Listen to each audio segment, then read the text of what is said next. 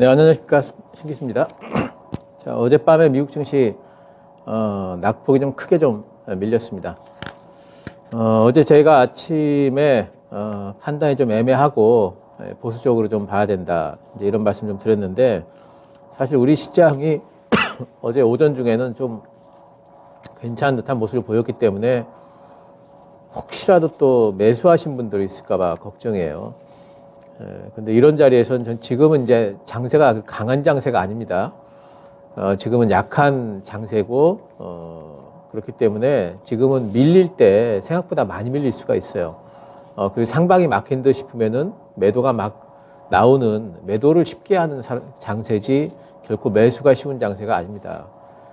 지금 분명히 좀 보수적으로 좀 대응들을 좀 하시자 말씀 좀 드렸는데 어떻게 하셨는지 모르겠어요. 일단 어제 미국의 경기 지표들이 또 많이 발표가 됐습니다. 11월 달에 소매 판매가 0.6% 하락을 했어요. 11개월 만에 최대폭이고요. 소매 판매 같은 경우에는 사실 그 0.2% 정도 하락할 걸로 시장에서 예상을 했는데 0.6%나 하락을 했으니까 상당히 많이 꺾인 거죠.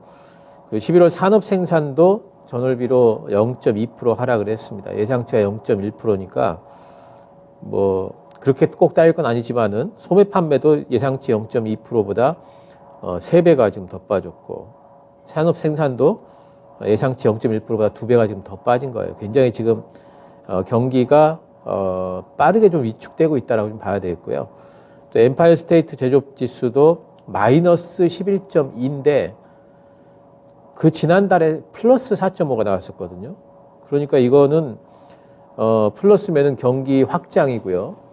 마이너스면 경기 위축인데, 근데 갑작스럽게 플러스 4.5에서 마이너스 11까지 나왔으니까 상당히 급격하게 지금 제조업 부분도 위축이 되고 있다 봐야 되겠고, 또 필라델피아 제조업 경기 지수도 마이너스 13.8 위축입니다. 자, 이렇게, 경기 지표들이 굉장히 지금 이제 안 좋게 나오는데, 어제 국채금리는 또 이제 하락을 하고요. 달러 반등이 살짝 나왔어요. 국채금리가 이제 하락한 부분에 대해서 국채금리 잠깐 좀 볼까요? 국채금리가 이제, 결국에는 이제 추가 반등을 나온 듯 싶다가 하락을 했는데, 국채금리가 이제 살짝 하락을 하니까 이런 부분들에서, 이제 시장은 뭐 연준을 이제, 못 믿는다. 연준이 어차피 내년이면은 금리를 완화할 수도 있다. 왜냐하면은 경기가 이렇게나 안 좋아지고 있는 것 같은데 연준이 버틸 수 있겠느냐, 금리 인상을. 이제 이런 것들 때문에 이제 빠진 것 같은데 또 달러는 또 이제 반등이 나왔습니다. 그래서 이런 부분들이 좀 시도가 좀 엇갈려요. 시장의 지금 투심이 어떤 방향인지 또 어디에 지금, 확실하게 초점을 맞추고 있는지에 대해서 사실 지금 구간이 굉장히 혼란스러운 구간입니다. 그러니까 지금까지는 어땠냐면요. 시장은 확실히 금리에 초점을 맞추고 있었어요. 그래서 금리가 오를 것 같은 신호에는 뭔가 시장이 안 좋게 하락을 했고요. 금리가 하락할 것 같은 또는 인상 속도가 완화될 것 같은 그런 신호에는 시장이 상승을 했습니다. 근데 이제 그게 상당히 혼조권으로 지금 접어들고 있다. 이런 부분들 좀 봐야 되겠고요. 어제 이제 이렇게 경기 침체 우려가 굉장히 이제 그 신호로 나타냈는데 지수가 하락을 했습니다. 그동안에는 경기 침체 우려 이런 것도 부각되면 오히려 지수 올라갔던 부분들을 우리가 생각을 해봐야 돼요. 왜 그러냐면은 지금까지는 금리 어떤 인상 속도가 완화되고 긴축 정책이 완화될 거라는 그런 기대감 때문에 오히려 지수가 올랐는데 어젯밤에는 오히려 지수가 빠졌어요. 경기 우려가 부각되니까 지수가 빠진다. 이런 부분들은 이제 역실적 장세로 뭔가 시장이 변화하려는 그런 조짐이다 이렇게 봐야 될 것 같아요. 그러니까 역금융 장세에서는 지금까지는 역금융 장세다 이렇게 보죠. 예, 그 얘기는 뭐냐면은 시장이 제일 민감하게 초점을 맞춘 게 금리 쪽이었어요. 이제는 역실적 장세로 한다면 이제는 경기하고 실적에 시장이 초점을 맞출 수가 있습니다. 물론 금리 쪽도 안 보지는 않지만 이제는 시장이 실적과 경기를 쳐다보기 시작했다라는 부분들, 거기에 반응하기 시작했다라는 부분들, 거기에 정비례해서 시장이 반응한다. 경기가 안 좋을 것 같으면 시장이 하락하고 경기가 좋을 것 같으면 시장이 올라가고 이런 반응을 지금 이제 보이기 시작하는 초입이라는 부분들을 우리가 봐야 됩니다. 4분기 실적이 어떨까요? 기업들이. 4분기 실적은 원래 전통적으로 좀 안 좋거든요. 여러 가지 것들 정산을 하기 때문에. 근데 플러스 해가지고 지금 뭔가 금리 인상이 있었고 거기에다 지금 제조업 지수 같은 경우에 지금 빠져 있죠. 그러니까 4분기 실적에 대해서 지금 낙관할 수가 없어요. 그럼 4분기 실적권에 접어들어가지고 기업들 실적이 쇼크를 계속해가지고 내게 된다면은 우리 그 주식시장이 이제는 좋지만은 않을 거다. 그동안은 실적 안 좋으면은 좋은 쪽으로 지금 반응을 했지만 좋지만은 않을 거다 하는 부분도 우리가 생각을 좀 해야 될 것 같고요. 지금 이제 어쨌든 그러면서 이제 방어 전략을 좀 유지를 해야 될 것 같고요. S&P 500이 잠깐 차트 보겠습니다. S&P 500이 지금 51선 위쪽에서 지금 허공에 떠 있는데 51선이 지금 아마 51선까지 내려올 것 같아요. 3,865 정도 되는데 이거 깨지게 된다면은 추가 하락하겠죠. 추가 하락하면은 뭐 그 다음 방어선이 어디냐면은 3,790 정도 됩니다. 거기까지 내려올 수 있어요. 코스피 같은 경우에도 61선하고 지금 차이가 1%밖에 안 되기 때문에 오늘 지켜질지 잘 모르겠는데 여기 깨지게 된다면은 그 다음 방어선은 2,280 정도가 됩니다. 그러니까 이렇게 쉽게 좀 깨고 내려올 수 있는 구간에 접어들었기 때문에 시장에 대해 가지고 상당히 좀 방어 전략, 현금 비중은 확대를 하셔야 될 것 같고 뭐 한다면은 모멘텀주 트레이딩 정도.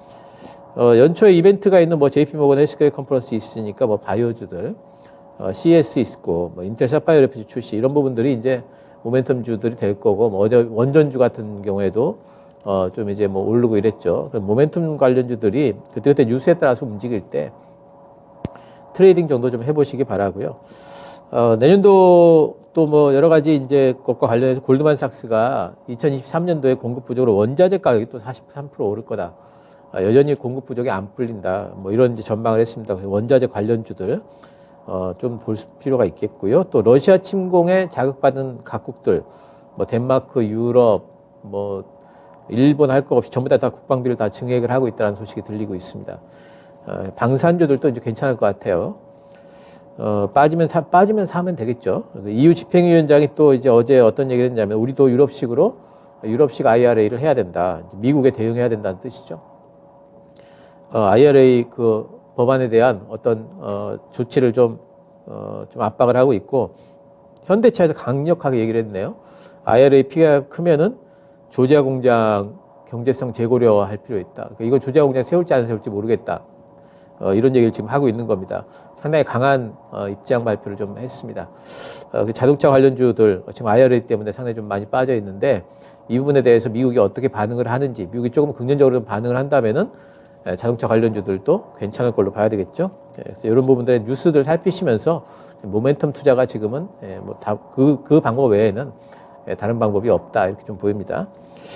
자, 오늘 준비한 종목은요 SM입니다. 뭐 여러분들 다 아시는 먼저 엔터주고요. 3분기 매출 잘 나왔죠. 65%. 영업이익은 3배가 잘 나왔습니다. 200%가 잘 나왔고요.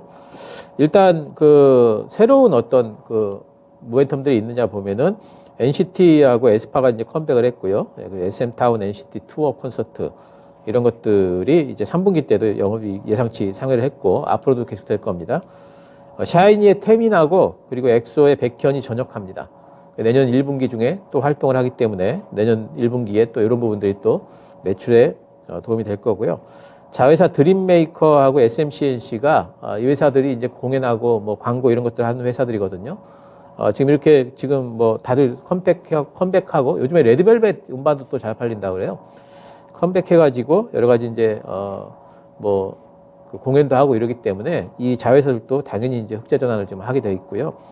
4분기 때 예상 영업이익이 190억 정도 됩니다. 이게 이제 작년 대비해서 80% 정도 잘 나올 걸로 보고 있고, 제일 중요한 거는 뭐 SM은 요즘에 이제 그 말한 라이크 기획 로얄티 250억 원 내년도에 제외되는 거, 이런 부분들이 영업이익에 그냥 가만히 있어도 250이 플러스가 된다 이렇게 봐야 될 것 같고요.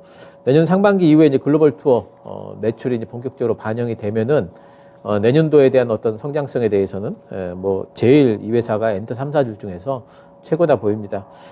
내년도 영업이익 1,474억 예상하는데 올해 대비 70% 정도 좀 잘 나올 걸로 보고 있습니다. 성장성에 있어서는 3사 중에 최고다.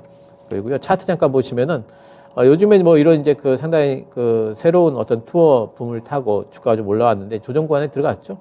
아마 오늘 조금 더 빠질 것 같아요. 예, 그래서 오늘 조금 낮은 가격으로 지금 매수가를 좀 잡았습니다. 76,500원 매수가 잡도록 하고요. 그 목표가는 82,500원. 이번에 나왔던 고점 부분 조금 짧게 잡도록 하죠. 손절가는 72,000원 이렇게 잡도록 하겠습니다. 자, 뭐 시장이 또 다시 뭐 난코스 들어가는 것 같습니다. 너무 자신 있게 적극적으로 하기보다는 좀 이제 보수적으로 하시자 계속 말씀드리겠습니다.